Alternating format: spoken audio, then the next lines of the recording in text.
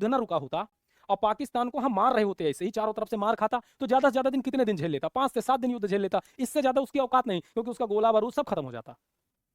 तो वो अपनी जान बचा, अपनी इज्जत छुपाने के लिए एक भूखा नंगा आदमी क्या करेगा? नीचतान फिर नीचता पे उतरेगा, क्योंकि इसकी सेना के पास कोई ऑप्शन नहीं बचेगा। और ये मत भूलो कि इसके पास परमाणु हथियार हैं, हमारे पास भी हैं, लेकिन हमने तो ये कसम खाई है कि भैया नो फर्स्ट वार, हम पहला इस्तेमाल नहीं करेंगे। तो ये सत्य है कि हम पहला नहीं करेंगे, लेकिन अगर सोचो कि एक कंडीशन ऐसी आ गई कि पाकिस्तान के सारे हथियार चुक गए 5-7 दिन में, अब पाकिस्तान के पास कोई चारा नहीं है सिवाय एक कि या तो वो मारा जाए और या फिर वो परमाणु हथियार छोड़ दे। तो वहां की जो आर्मी है वो बहुत लुच्ची है, क्योंकि उसके पास उदादा बन के बैठी है, उसके पास सिर्फ क्या फर्क पड़ेगा उसको बताओ? वो तो पहले ही जाकर के अपना, उनके पास अनाप शनाप पैसा है, अमेरिका में जाके घर खरीदे हैं, अपना परिवार को पहले भेज दिए युद्ध के पहले। वो क्या करेंगे? यहाँ बटन दबाएंगे और चले जाएंगे अमेरिका। मरेगा कौन? मरेगा कौन? सोचो, अगर मान लो पहला वार वो कर दिए तो पहला वार उनका कहां गिरेगा? हमारे देश में। और परमाणु बम को तुम क्या समझते हो?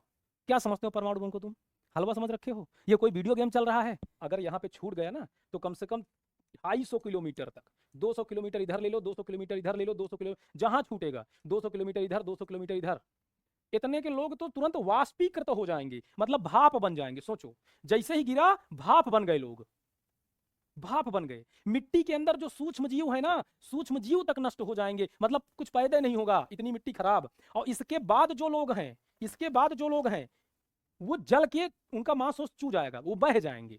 अब तो शुरू होगा खेल, ये तो गिरते ही तबाही हुई थी, अब असली तबाही शुरू होगी। अब निकलेगा उससे रेडिएशन, और वो रेडिएशन इतना घातक है कि ऐसी ऐसी बीमारी होंगी कि न इलाज होगा और न पता चलेगा कौन सी बीमारी है। आज तुम्हें रेडिएशन हुआ, खांसी आई, पूरे शरीर में फफोले पड़ गए, मर गए तुम ऐसे ठीक ठाक, सुबह टहल रहे थे शाम तक मर गए।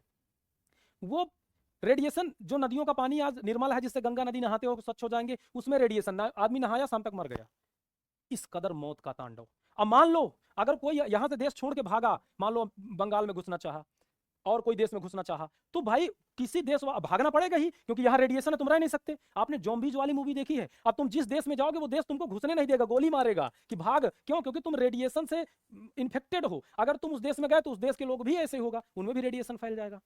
अब मान लो अगर हमारे ऊपर पहली बार पाकिस्तान ने यूज कर दिया, हम भले बात करते हैं नो फर्स्ट यूज, लेकिन दोबारा अब हमको तो यूज करना ही पड़ जाएगा। अब हमारी मजबूरी है, अगर हम इसके ऊपर यूज नहीं कर रहे तो हमने किस लिए रखे हैं? फिर तो हमको भी यूज करना पड़ेगा कि नहीं करना पड़ेगा? जल्दी बताओ। फिर तो हमारी मजबूरी हो जाएगी ना यार, कि अब लो, अब तो ये कर दिया, अब हम क्या करें? अब तो हमारी ही मजबूरी हमको करना पड़ेगा। और हम भी उठा के अगर दूठो दाग दिए तो ई देश भी गया, इसके अगल बगल वाले देश रेडिएशन से गए, पूरी दुनिया तबाह, दुनिया का अंत।